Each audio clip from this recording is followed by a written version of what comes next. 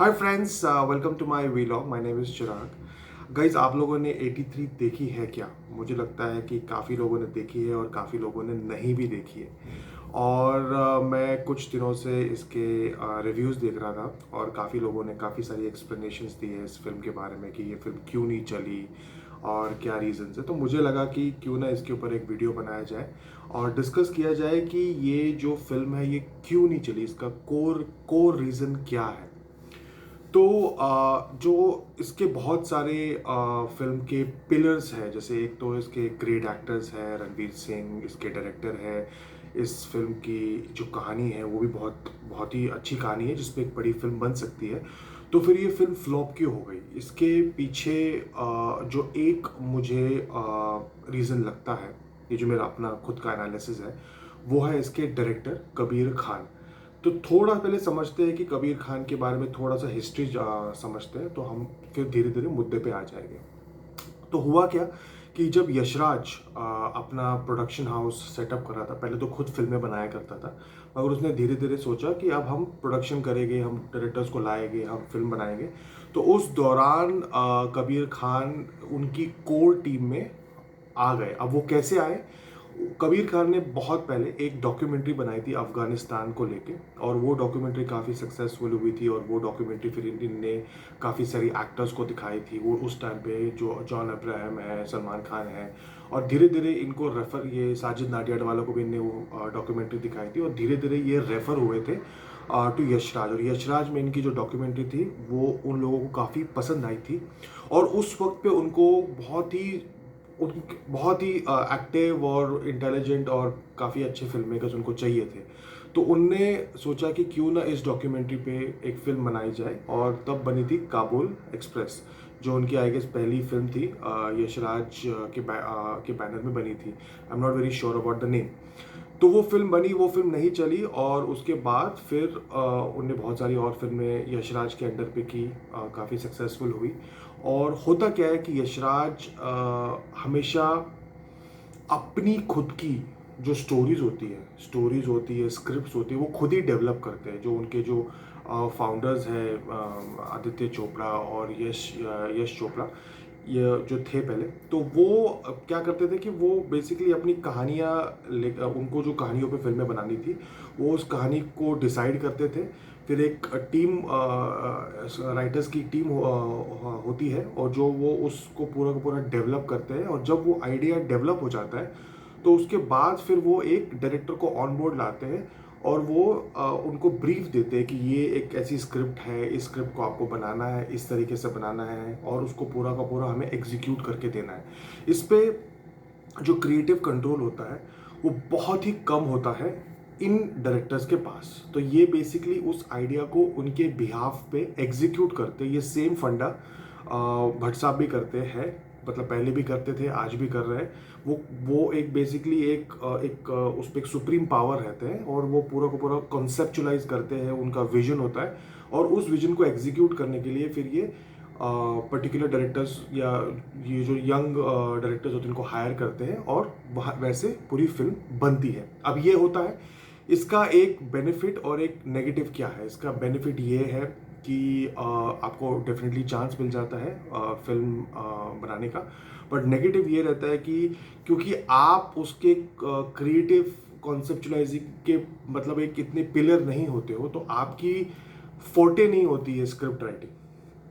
अब हुआ क्या कि जब ये यशराज के साथ काम कर रहे थे, तो इनकी जो न्यूयॉर्क थी और जो इनकी जो कुछ फिल्में थी वो वहाँ पर सक्सेसफुल हुई, और उसके बाद इनको आउटसाइड बैनर से चांस मिलना शुरू हो गया। तो उस वक्त पे एक बजरंगी भाईजान जो इनके करियर की लैंडमार्क फिल्म थी, और ये बनाई गई सलमान खान के साथ। अब आता है मुद्दा।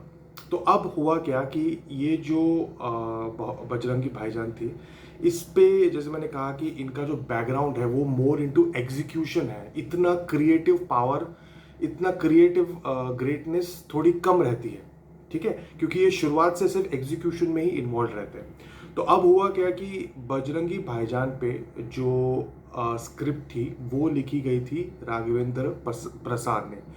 ये कौन है? ये बेसिकली साउथ इंडिया के एक बहुत ही जीनियस राइटर है, और बाहुबली के जो डायरेक्टर है एस एस राजामौली, उनके फादर हैं।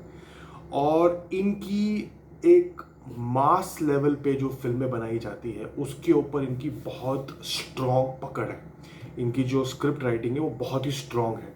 और इनने स्क्रिप्ट लिखी थी बजरंगी भाईजान की। तो अब इनकी कबीर खान की किस्मत कैसे चमकी? एक तो इनको अच्छा खासा एक्सपीरियंस था एग्जीक्यूशन करने का, फिल्म में एग्जीक्यूट करने का। इनके पास एक अच्छी फिल्म आ गई। पहले इनको यशराज की अंडर स्क्रिप्ट मेंटोरिंग के अंडर इनकी स्क्रिप्ट फाइनलाइज हो जाती थी।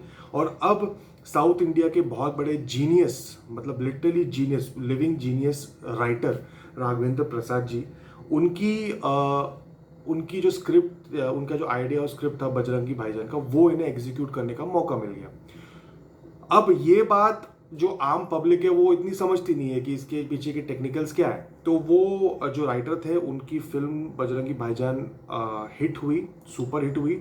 और आप सब लोग जानते हैं कि कितनी लाजवाब फिल्म है। बहुत कम फिल्में मैं थिएटर में, मतलब मैं सलमान खान की तो फिल्में देखता ही नहीं हूँ, पर ये एक ऐसी फिल्म थी जिसमें मैं रोया था सिनेमा हॉल में। मतलब इतनी मुझे दिल को छू गई थी। उसकी जो वार्मथ थी कैरेक्टर की, जिस तरीके से वो लिखा गया था, पूरा का जो पाकिस्तान का भी जो पूरा हिस्सा दिखाया था, जिस तरह से वहाँ पर भी वार्मथ दिखाई थी, वो कहीं ना कहीं दिल को टच कर गई थी।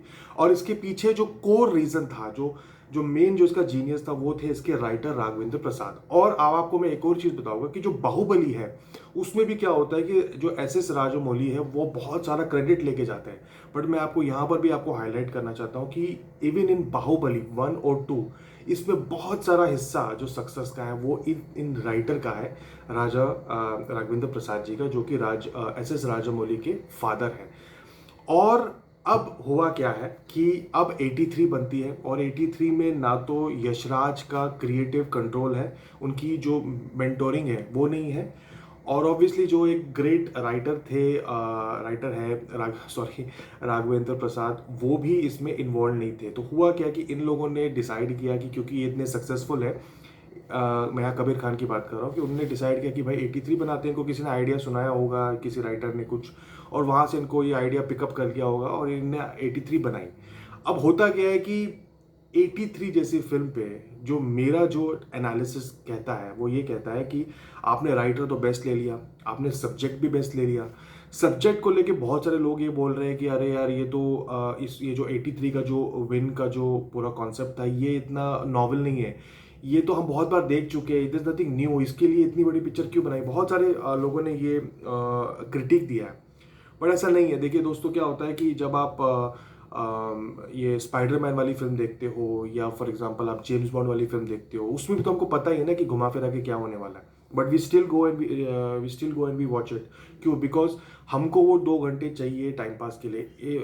बहुत सारी चीज़ें इररिलेवेंट हो जाती है अगर आपका जो ड्रामा है वो ठीक से अनफोल्ड होता है, प्रॉपरली अनफोल्ड हो रहा है, and you are liking it, बाकी चीज़ें इतनी मैटर नहीं करती। तो सब्जेक्ट मेरे हिसाब से ठीक था, क्रिकेट का था, इंडियाज ओनली विन, मतलब सेकेंड विन हो गई अब तो, बट वो टाइम पे द ओनली विन। और उसको जिस तरह से इन्हें प्रेजेंट किया वो मुझे काफ़ी ठीक लगा।